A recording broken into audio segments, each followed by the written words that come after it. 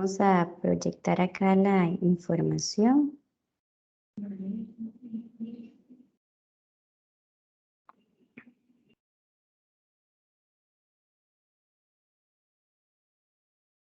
¿Logran ver la presentación? Sí, señora. Sí, señora. Muchísimas gracias. Como bien lo decía don Kenneth, gracias a todas las personas que nos acompañan de parte del equipo de GlobalMed en conjunto con cada uno de los colaboradores de la empresa IREX. Es un placer poder desarrollar este tipo de actividades que aún estando en pandemia son temas importantes para poder desarrollar y más este tema que es común en la consulta de medicina general, como lo que es los episodios de migraña y colitis. Es una valoración que cada persona que llega al consultorio se debe de hacer de forma médica, como lo dice aquí, e integral para poder abordar al paciente desde el inicio de los síntomas, con tratamientos, algunos ejemplos que nosotros también podemos dar en cuanto a lo que es el patrón de alimentación y más que todo también ir más allá en cuanto a que si alguna migraña tiende a desarrollar algún patrón que es inusual, también realizar otro tipo de diagnósticos diferenciales, de igualmente la forma de colitis. Entonces damos inicio a esta charla. Una vez más, gracias por estar conectados. Iniciamos con la definición de migraña. Como lo dice acá, la migraña es usual, es una patología muy frecuente. Por lo general el paciente cuando nos llega a la consulta es por un dolor que es tipo pulsátil, que es intenso. Este dolor puede ser unilateral o bilateral. Esto quiere decir que son esos dolores que se presentan a nivel de lo que es la región frontal, a nivel de la región temporal, que es la región de la sien, y muchas veces el paciente también nos puede indicar que es un dolor de tipo universal. Y esto universal quiere decir cuando el paciente nos dice, doctora, es que en realidad a mí me duele toda la cabeza. Cualquier movimiento que yo haga me produce una sensación de dolor. Entonces, todo esto nosotros tenemos que ir abordándolo de acuerdo a la historia clínica que nos está diciendo el paciente. Síntoma de advertencia conocido como lo que es el aura que ocurre antes o después que se produce lo que es el dolor de cabeza. Lo vamos a definir en la siguiente filmina. ¿Qué es el aura?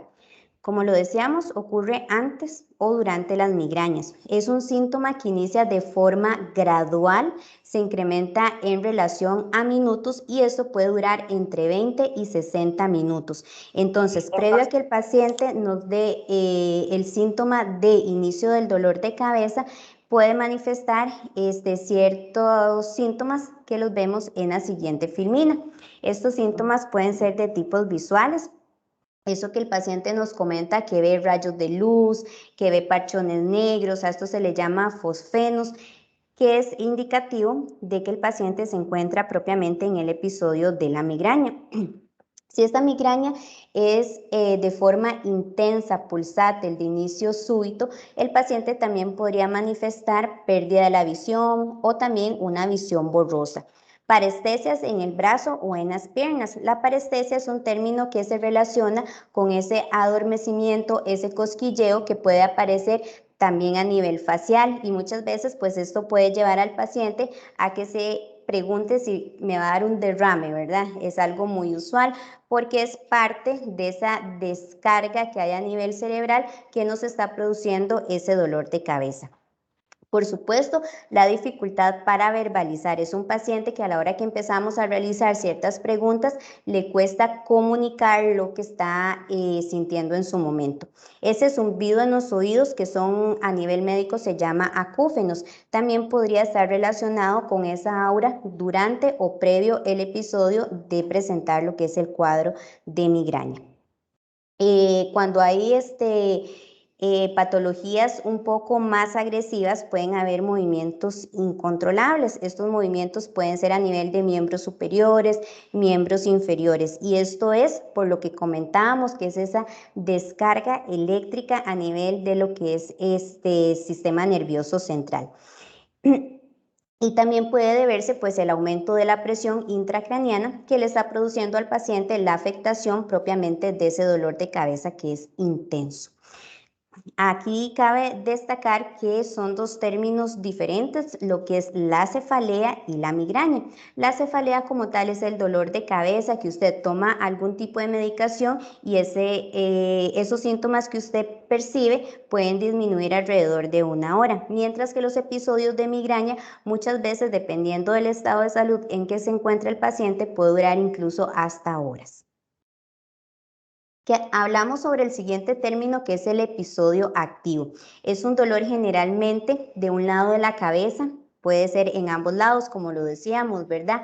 Bilateral, es un dolor que es palpitante o latente. El paciente muchas veces presenta lo que es esa sensibilidad a la luz, sensibilidad a lo que son los sonidos, a lo que es el olfato, a lo que es el tacto. Y muchas veces estos episodios pueden acompañarse propiamente por náuseas y vómitos. Sin embargo, cuando ya se presentan los vómitos, es importante la valoración del médico en descartar si hay algo más a nivel neurológico. Por ejemplo, si es necesario hacer un traslado al paciente para realizar exámenes complementarios. Dentro de estos podríamos citar realizar un TAC, una resonancia magnética, dependiendo, digamos, también de esa historia clínica de que el paciente nos diga, doctora, yo vengo presentando ciertos episodios de migrañas, pero resulta que ahora son más intensos, me imposibilitan más mi vida diaria, resulta que presenta vómito, de repente pierde la visión o su visión empieza a desmejorar. Entonces, aquí lo importante es hacer ese diagnóstico precoz, ir más allá en la valoración de ese paciente, descartando otro tipo de patologías que no son necesariamente benignas, como lo que es la migraña,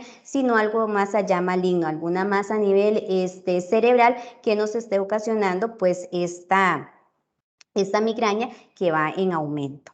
Importante también, ¿verdad? Dentro de lo que es la valoración, lo que son los signos vitales, cómo está lo que es la frecuencia cardíaca, la saturación de oxígeno del paciente, cómo está la presión arterial. Entonces, esto es sumamente importante y es una valoración íntegra que debe tener cada paciente en consulta. Tenemos un término también importante que es la parte de posdromo. Es un episodio que se presenta después de la migraña. Entonces es ese paciente que nos va a decir, posterior doctora, a estos episodios que yo estoy presentando, resulta que el paciente queda con algún tipo de agotamiento, algún tipo de confusión, disminución de la fuerza o esa sensación también de euforia. Como lo decíamos, ¿verdad? Cuando ya se presentan todas estas cosas que no son usuales, vamos un poco más allá en la valoración del paciente, porque también los episodios de migraña pueden acompañarse por una hipertensión intracraniana, un aumento de la presión arterial propiamente, o algunas veces, dependiendo de esa intensidad de la descarga eléctrica que hay a nivel del sistema nervioso, el paciente también nos puede convulsionar. Entonces, esto es sumamente importante que cada uno de nosotros lo tome en cuenta para cuando vamos a la consulta poder decir la historia clínica de una forma eficaz y veraz para poder hacer un diagnóstico que sea precoz y oportuno.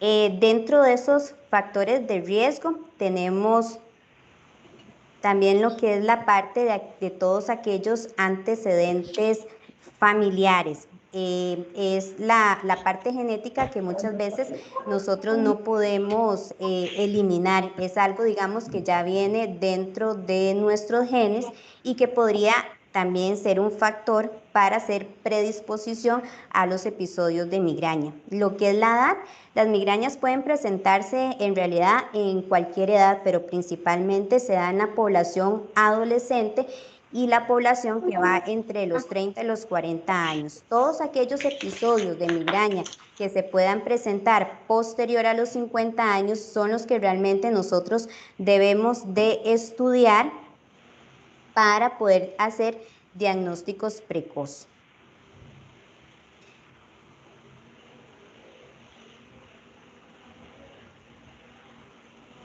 ¿Están viendo la presentación? Sí. Sí, Sí, doctora. ok, perfecto. Vamos a ver, es que No, señora. ahí sí la ven. Sí, sí, señora. Sí. Entonces, como lo decíamos anteriormente, ¿verdad? Dentro de lo que es la edad, importante, aquellas personas, ya sean hombres o mujeres, posterior a los 50 años, hacer un estudio más a fondo, ya que no es una regla que esto se pueda presentar.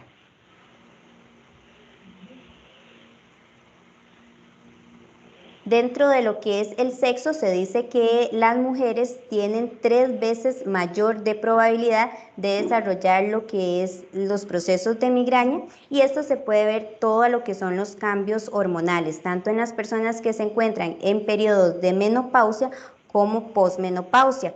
Lo ideal es que estos episodios de migraña sean eliminados en aquellas mujeres que ya dejen de menstruar propiamente en menopausia, y hablamos de menopausia cuando hay la evolución de un año en la que la paciente ya no presenta sangrado.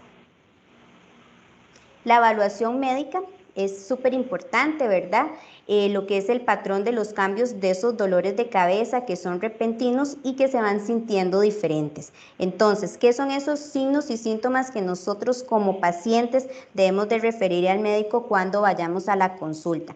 Aquellos dolores de cabeza que son de tipo universal, dolores de cabeza que no disminuyen con tratamientos, esos dolores de cabeza que a pesar de tener varias consultas seguimos siempre con la misma sintomatología, dolores de cabeza que tienen al paciente a perder lo que es la visión, y dolores de cabeza que se acompañan con vómitos. Todo esto nos tiene que alertar a nosotros que hay algo más que está pasando. Entonces, aquí la experiencia del médico y esa valoración oportuna es cuando nosotros hacemos referencia a diferentes servicios, por ejemplo, un servicio de neurología, un servicio de neurología propiamente quirúrgica, para evaluar a ese paciente y determinar si hay algo más que nos está produciendo esos patrones de migraña.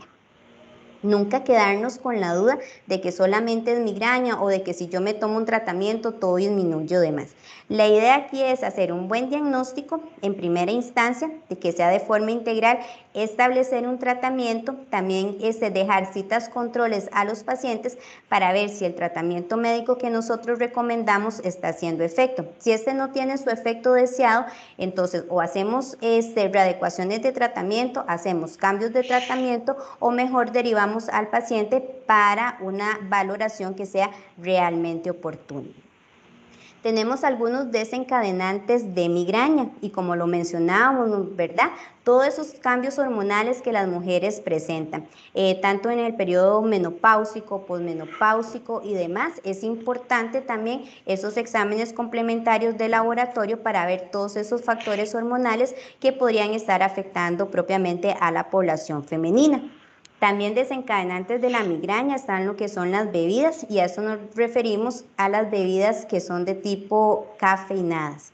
El estrés, pues obviamente, ¿verdad? En pandemia o sin pandemia es uno de los factores que tiende a desencadenar ya sea procesos de cefalea, que son dolores de cabeza usuales, o propiamente trastornos propiamente cefaleas de tipo migrañoso. Estímulos sensoriales y lo que es la alimentación. Hay muchos pacientes que, en cuanto a este último punto que mencionábamos de la alimentación, no toleran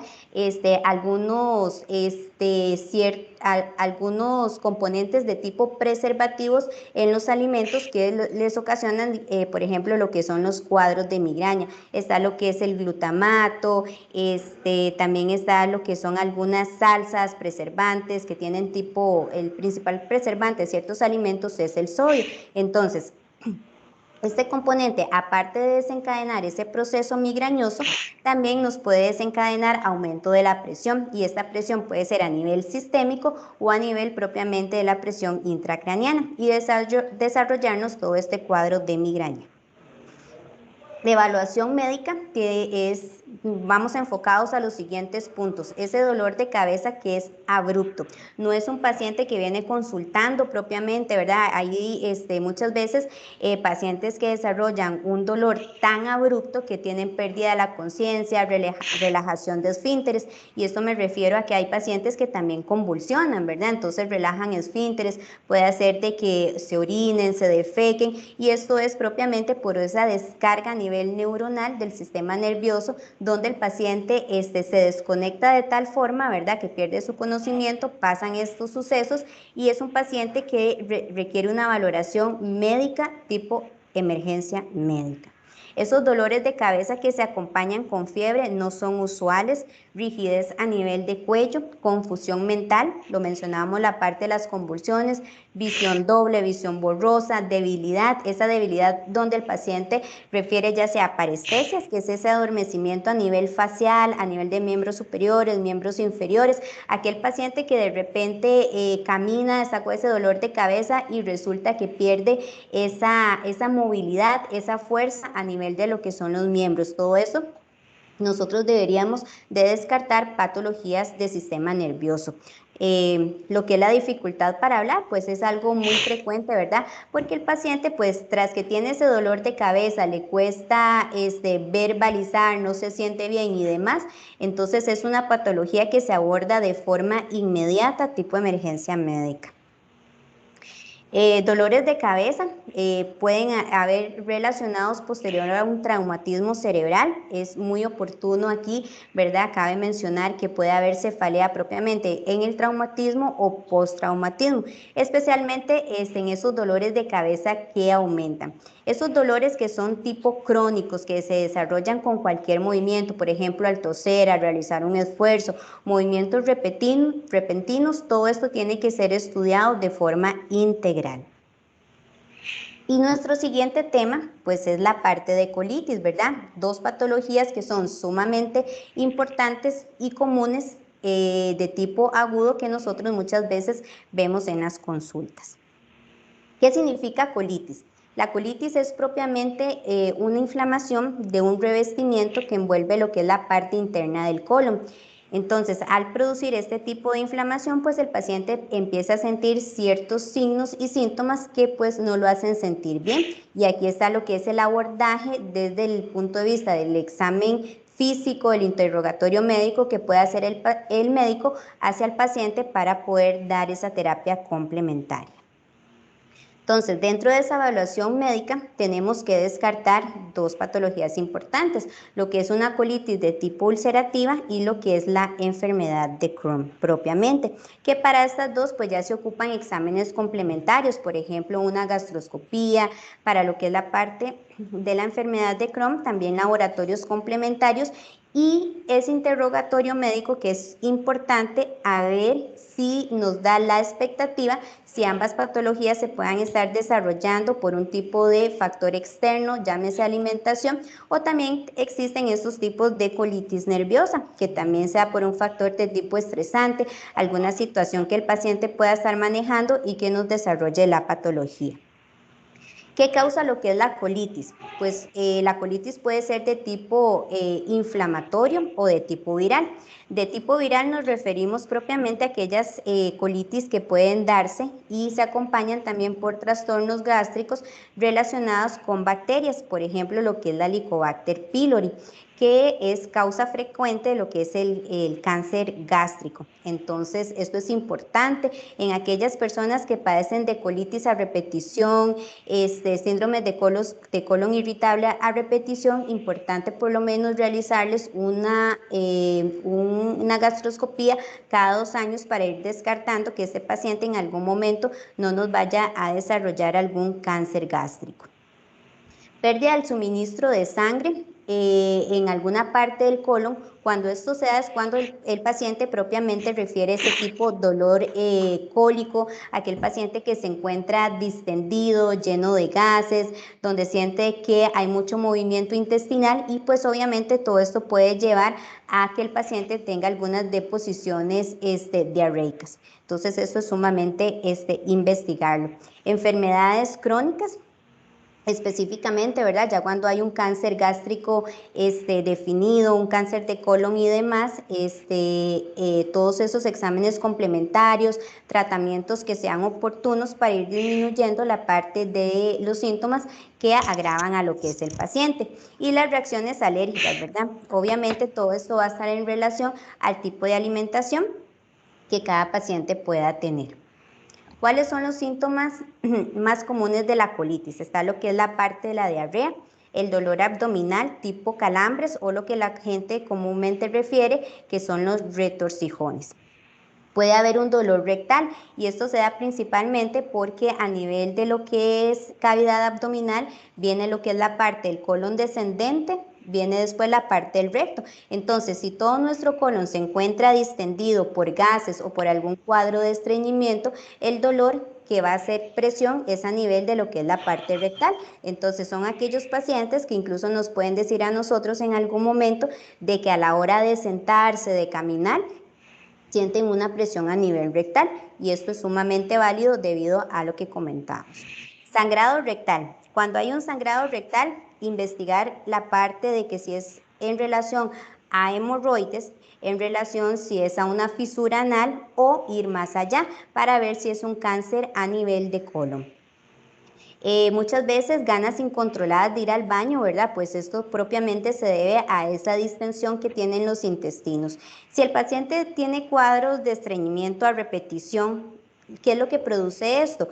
Al paciente no evacuar todas esas heces que se encuentran a nivel de lo que es el intestino, producen aire porque tienen bacterias. Las heces acumuladas ahí empiezan a producir bacterias, entonces esto produce aire intestinal. Entonces, puede hacer de que el paciente esté con muchas flatulencias a la hora que va al baño, pues tenga algunas deposiciones que son diarreicas y demás. Incapacidad para defecar o para tener la necesidad de hacerlo. Importante cuando este paciente presenta pérdida de peso, fatiga y fiebre. Esto no es parte de un proceso de colitis normal. Tenemos que ir más allá para descartar un cáncer a nivel colorectal. ¿Cómo se diagnostica la colitis? Entonces, principalmente lo que es esa valoración oportuna del médico, se pueden realizar exámenes complementarios, un hemograma. Como lo decíamos anteriormente, si hay un sangrado a nivel rectal, el paciente no está bien, es un paciente que no va mejorando su calidad de vida, podríamos hacer un hemograma. Si el paciente se encuentra frente a un cuadro de anemia, entonces eso nos quiere decir de que el paciente presenta propiamente lo que es el sangrado activo o hay una fuga a nivel de lo que es el sistema digestivo que nos indica que probablemente estemos frente a un cuadro de cáncer de colon. Por supuesto, el examen que siempre vamos a mandar de rutinas es un examen de heces. Ese examen de heces es para ver si el paciente tiene parásitos, si hay un sangrado. Si hay un sangrado en ese examen de heces inicial que nosotros enviamos, entonces enviamos pruebas complementarias en un primer nivel de atención. Y esto sería realizar una prueba de guayaco. Y esa prueba de guayaco es para ver si hay sangre oculta en las heces. Nunca nosotros como médicos debemos de dejarnos a ese paciente que no mejora con la clínica, que no mejora con los tratamientos implementados. Para eso existen otros niveles de atención para nosotros poder hacer un tipo de referencia, que ese paciente sea abordado de la mejor manera, que ese paciente sea diagnosticado. Tenemos varios escenarios para poderlo realizar. Entonces, también es importante que cuando usted acuda al médico dé cada uno de los detalles de lo que no está pasando y también usted sea abierto en el sentido de que si usted ve que su cuadro no mejora, de que si hay algo diferente o demás, usted también lo exprese para poder hacer una derivación a especialista. Alimentos que se deben evitar en cuanto a los cuadros de colitis, todo lo que tiene que ver con la parte de alimentación. Está lo que es el alcohol y las bebidas gaseosas, todo lo que son los refrescos carbonatados tienden a tener repercusiones a nivel de lo que son los intestinos, los llenan de gases y pues ahí puede haber un tipo de colitis o gastritis. Las bebidas cafeinadas, los productos lácteos, las frutas y verduras crudas y por supuesto lo que son las legumbres. Todo lo que es la parte de las legumbres, lo ideal es dejarlas en remojo un día antes para que lo que es la cubierta esté más impregnada y no sea tan dura a la hora que nosotros cocinamos los alimentos. Entonces, importante conocer nuestro organismo, ¿verdad? Si nosotros vemos que ciertos alimentos, ciertas bebidas nos van a producir cuadros de colitis, lo ideal es tratar de disminuirlos y en el mejor de los escenarios, tratar de eliminarlos. Alimentos recomendados para incorporar en la dieta, está todo lo que tenga que ver con la omega 3, dentro de esto se encuentra lo que es el salmón, están los prebióticos, alimentos ricos en hierro, como por ejemplo lo que son los vegetales. Aquellos pacientes que presentan un cuadro de estreñimiento y asociado le agregamos hierro, mejora mucho lo que es la parte del patrón intestinal, siempre y cuando el paciente tenga una adecuada hidratación. Lo que es otro componente importante está lo que es la cúrcuma, alimentos ricos en ácido fólico. Importante todo esto para llevar una adecuada alimentación. La colitis, nosotros siempre y cuando podemos resolverla con la parte de un esquema de tratamiento, que el paciente también se cuide en ver qué es lo que le produce o no esa distensión abdominal. Y esto era parte de la charla pues que GlobalMed quería ofrecerle a cada uno de ustedes. Son dos temas que son sumamente importantes, son patologías agudas frecuentes a nivel de consulta, que cada uno de ustedes creo que en algún momento ha tenido y que se les ha abordado de la mejor forma. No sé si alguien tiene una consulta en relación al tema dado.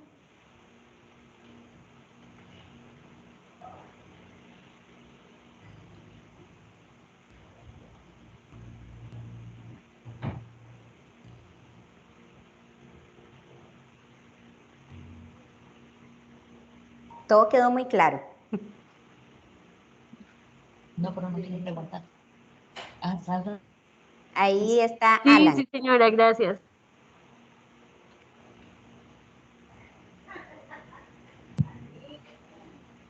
Buenos días, doctora. Buenos días, ¿en qué le podría ayudar? Doctora, es una consulta.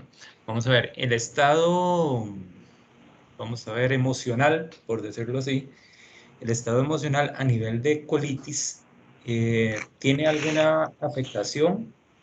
Decirlo así, ¿te va a causar síntomas?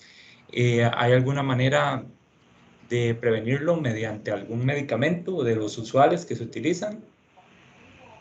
Sí. Es que nos hablan de, perdón, sí, nos comentan a veces cuando uno hace la consulta, nos comentan de la famosa colitis nerviosa, pero no sé si eso tiene o tiene alguna manera de prevención, por decirlo así. Sí, sí, el término es el adecuado, ¿verdad? Lo que es la colitis de tipo nerviosa, que se debe a factores propiamente externos. Esto puede estar relacionado pues a alguna situación que el paciente presente, ¿verdad? Ya es algo propiamente emocional y no se debe parte a la alimentación. Entonces, en este caso sería abordar al paciente. No hay un medicamento como tal para esto, ¿verdad? Porque es algo que es propiamente perceptible por el paciente. Entonces, ¿qué podemos hacer acá? Ok, indagar, bueno, ¿qué es lo que está pasando? ¿Hay una situación que a usted le está desencadenando esto? ¿O es algo también que podría estar añadido a algo alimentario? Entonces podríamos ayudar al paciente tanto con la parte de recomendaciones, técnicas para poder manejar su estrés, no tener episodios largos de ayuno, porque eso puede producir gastritis o colitis. Entonces aquí el abordaje es prácticamente la comunicación, ver cuál es ese factor en que nosotros podemos modificar y también podemos ayudarlo con tratamientos farmacológicos. A nivel de caja tenemos lo que son las famosas buscapina, la famotidina, la cimetidina o la metroclopramida. En este caso, digamos, con la experiencia que yo he tenido cuando son colitis de tipo nerviosa, yo lo que recomiendo es la metroclopramida, que es un tratamiento que damos cada 8 horas en relación a la parte que también va acompañada de la alimentación. No sé si logré evacuar su duda, don Alan. Sí, claro. Muchas gracias, doctora. Muy amable. Con gusto. No sé si hay alguien más con alguna pregunta.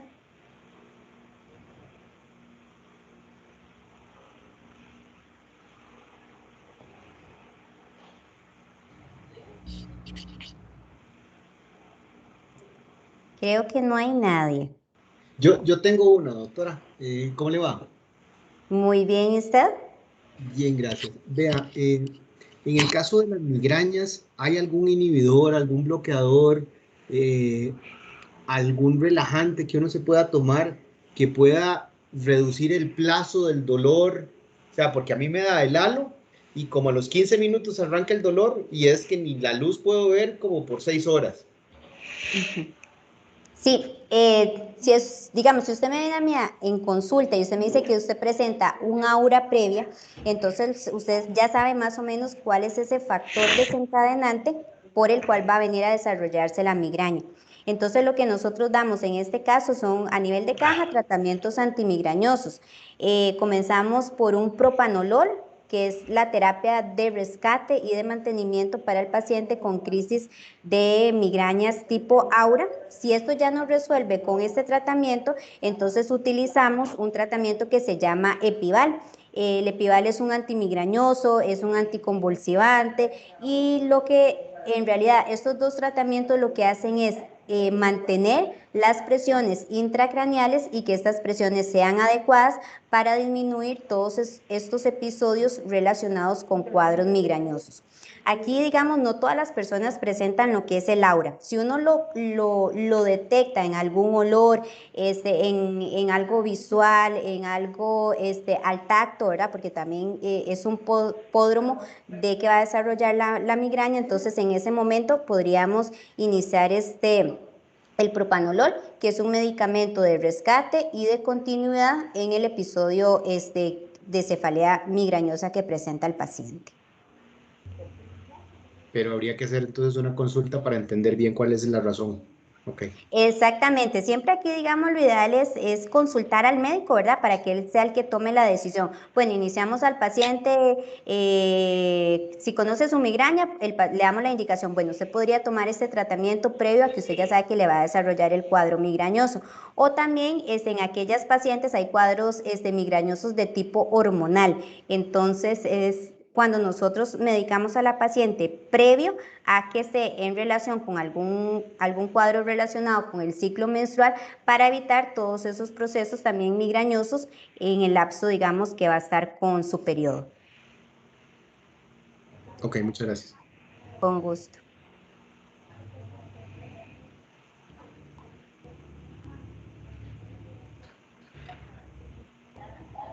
No sé si hay alguien más que podamos evacuar alguna pregunta.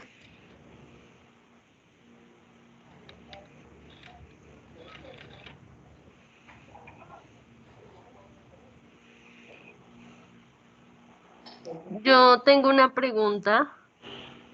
¿En qué le podríamos ayudar? Quisiera saber por qué cuando las mujeres están en la menstruación, bueno, en el periodo, la regla, da migraña. Ok, esto se debe principalmente a lo que es la parte hormonal, donde estamos con la parte de lo que son los episodios propiamente relacionados, como lo decíamos, ¿verdad?, al ciclo menstrual en relación, esto se llama síndrome, ¿me escuchan? Sí, Sí, correcto, sí se escucha. Ajá, esto se llama síndrome premenstrual. Como lo decíamos, ¿verdad? Es en relación a todo lo que es el cuadro hormonal que presenta la paciente en relación a lo que son las hormonas de testosterona, progesterona y demás.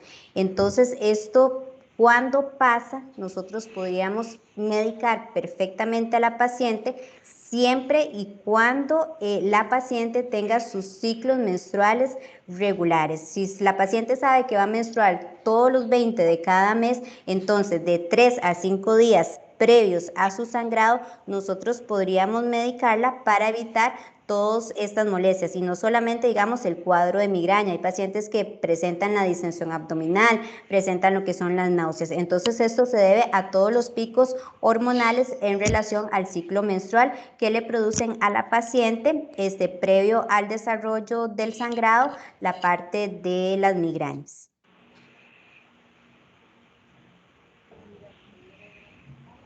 Gracias. Con gusto.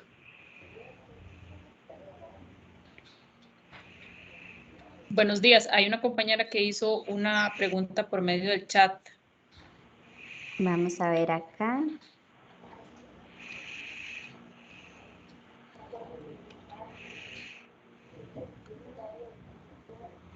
Está cargando el chat, dice acá. Ok. Ella lo que nos pregunta es que si las colitis pueden provocar fisuras a nivel del intestino, en caso de un estreñimiento, como nos comentaba. Exactamente, lo que son propiamente el cuadro de estreñimiento nos produce la patología de las hemorroides o la patología de las fisuras. Las hemorroides es algo que el paciente se va a dar cuenta porque es un tipo de abultamiento que le va a molestar y se va a dar cuenta a la hora que va al baño a defecar y se limpia o propiamente cuando se está bañando. Entonces es ese abultamiento que él propiamente lo puede ver. Las fisuras como tal se producen por el desgarro de la pared del esfínter del canal anal. ¿Y cómo se va a dar cuenta el paciente? Por medio de un sangrado. Este sangrado, tanto para hemorroides como para fisuras, es un sangrado que es rojo rutilante, es un sangrado que es activo, que es profuso y demás. Y si a eso le agregamos que el paciente tiene estreñimiento y a la hora que va al baño tiene que hacer fuerzas, entonces ambas patologías se podrían presentar, tanto la parte de las hemorroides como la parte de las fisuras. La fisura como tal, a la hora que el paciente, es muy poco probable que el paciente lo detecte, simplemente es que sea por el sangrado, pero son esas sensaciones, como está la ruptura propiamente de la membrana de la parte rectal, es una sensación de ardor, que con las hemorroides lo que nos va a producir es la parte de dolor o pesadez a nivel de lo que es el recto.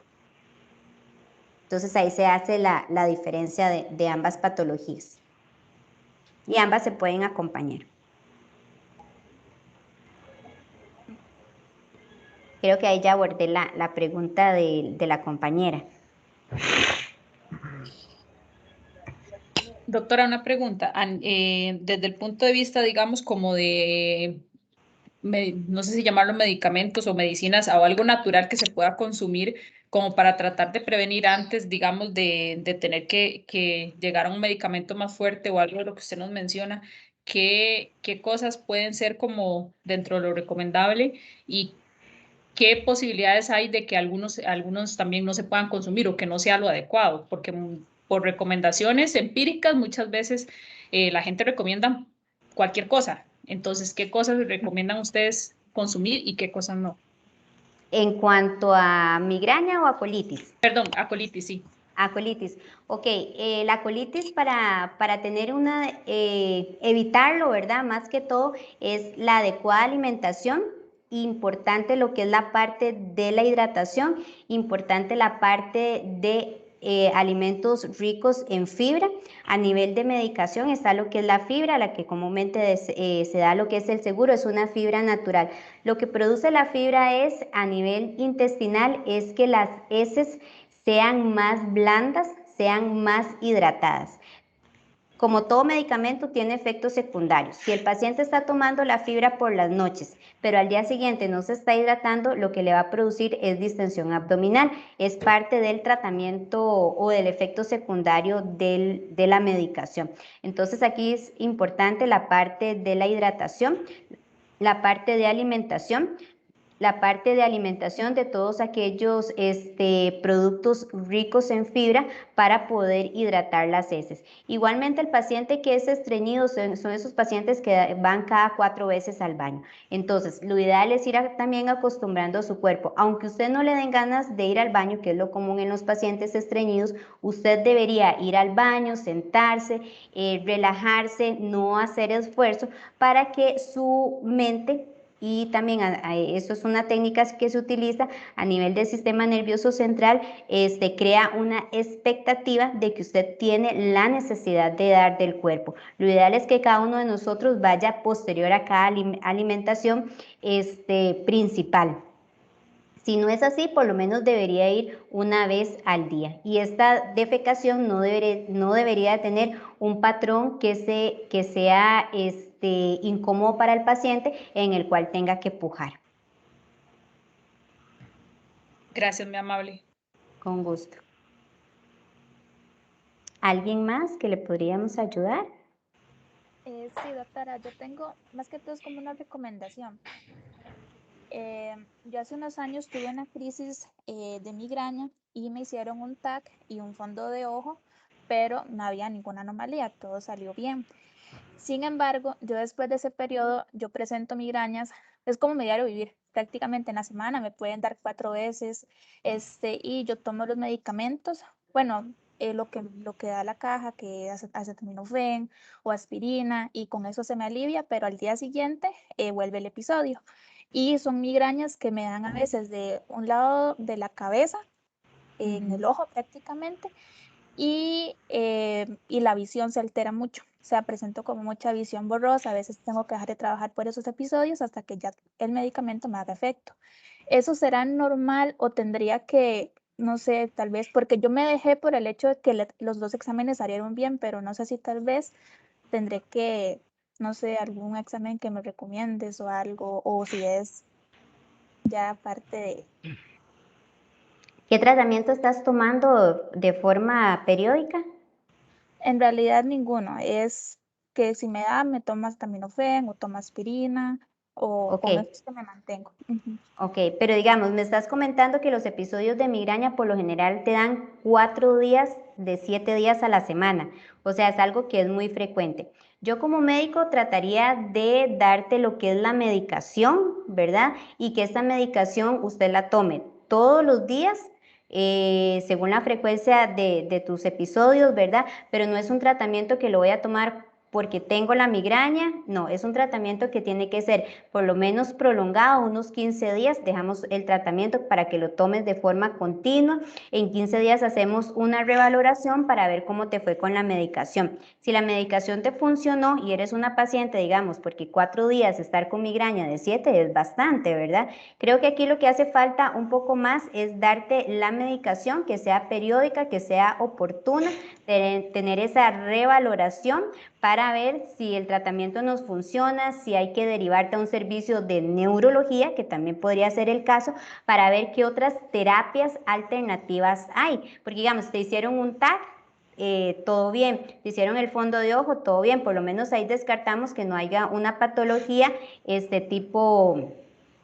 un tumor a nivel cerebral, pero si no mejoras con el tratamiento, te derivamos a neurología y hay pruebas complementarias. Dentro de esto está lo que es un encefalograma, que es como decir un electrocardiograma, pero a nivel cerebral, para ver cómo está tu actividad propiamente y ver qué medicamento, digamos ya a nivel de especialista, se te podría recomendar. Y dentro de esa referencia podríamos nosotros poner, bueno, paciente se le ha descartado con laboratorios patología a nivel del sistema nervioso, hemos dado X y X medicación de forma prolongada y la paciente no mejora. Para que esa referencia que nosotros emitamos tenga mayor peso, tenga mayor validez y entonces se te pueda hacer, digamos, como lo que te mencionamos, ese electroencefalograma de fondo. Ok, de acuerdo. Muchísimas gracias.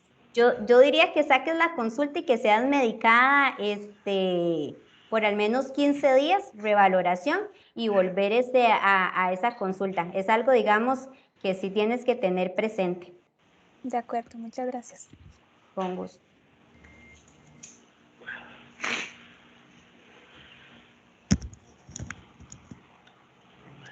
No sé si alguien más tiene alguna consulta.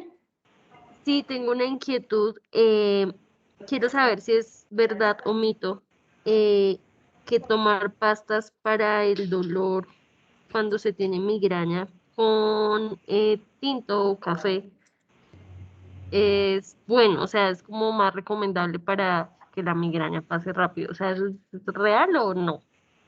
¿A qué te refieres con pasta? Medicamento.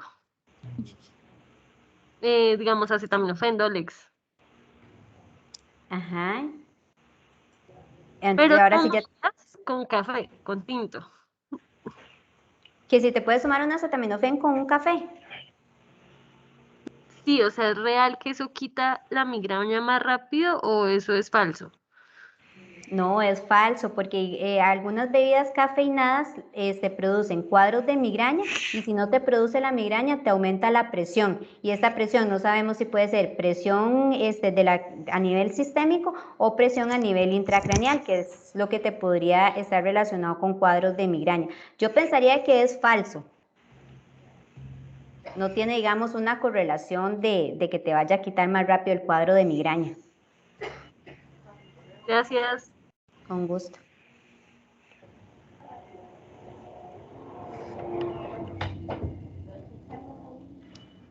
¿Alguien más con alguna pregunta? Buenos días, ¿me escucha? Sí, sí, lo escucho. Buenos días, doctora, ¿cómo está? Muchas gracias por la charla. Sí, quisiera hacer más bien una pregunta en base que a veces uno tiene, no necesariamente un dolor de cabeza tipo migraña, pero sí es un dolor de cabeza que a veces se va y viene durante el día y uno trata como de hacer un pequeño presión en las partes laterales o en la sien que llama uno y suele ser efectivo. ¿A qué se debe eso? Normalmente no me gusta tomar medicamentos por otros motivos. Trato de evitarlos más que todo porque el conocimiento propio, en mi caso particular, los dolores de cabeza no son tan prolongados, pero sí suelen darse. Y una presión, como les digo, aplicada con mis manos a los lados, me suele ayudar mucho. ¿A qué se debe eso? Si es necesario realmente una medicación o, o debería hacerme algún tipo de examen. No sé, no es tan periódico, pero por el tipo de trabajo que uno tiene, a veces, y lo demás que vaya rutinario, todo lo que va acumulando uno, me sucede eso. Le agradecería si me contestara la pregunta. Muchas gracias. Cuando a usted le sucede esto y hace presión a nivel temporal y muy probablemente el dolor disminuye, es porque a nivel de la sien, que es esta región de acá, pasan las arterias temporales, que son las arterias principales que irrigan lo que es el sistema nervioso central. Entonces, al usted realizar presión, mejora lo que es la parte de la circulación de esas arterias que se encuentran a nivel de cráneo. Entonces, por eso es que a usted también le disminuye el dolor. Cuando yo era estudiante, había también otra técnica que El cuando... pañuelo. no, la parte de realizarse presión en esta zona de acá. Y Correcto. es Esa que es muy buena. a nivel de neurología y a nivel de embriología, cuando nosotros hacemos esta presión de acá, los estímulos a nivel del sistema nervioso central disminuyen lo que es la parte de dolor y el dolor específico a nivel de lo que es el sistema nervioso, porque hay una correlación de la parte nerviosa en realizar presión y disminuir la presión a nivel de lo que es este sistema nervioso. Entonces, todas esas presiones que uno ejerce o también ejercer presión a nivel de lo que es la parte central del pie también disminuye tipo dolores de cabeza y también dolores a niveles de columna vertebral, que todo va muy en relación con el sistema nervioso. Entonces sí tiene una relación a nivel médico y a nivel anatómico. Muchas gracias. Con gusto. Está buena la pregunta.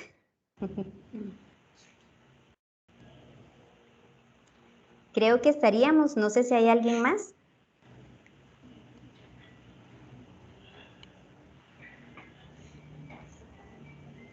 Bueno, no hay nadie más. Una vez más, entonces agradecerles por el tiempo de haberse conectado a la sesión. 2 patologías importantes. Cada uno de ustedes en algún momento las ha experimentado. Aquí lo importante es ver que va más allá de lo que no es normal para nosotros, ver más allá qué es lo que nos puede imposibilitar a tener una vida cotidiana. Entonces, de parte del equipo de GlobalMed, muchísimas gracias por haber accesado a la sesión. Que tengan buen día. Muchas gracias. Buen día, muy amable, gracias. Muchas gracias, doctora. Buen día. Buen día. Gracias. Muchas gracias.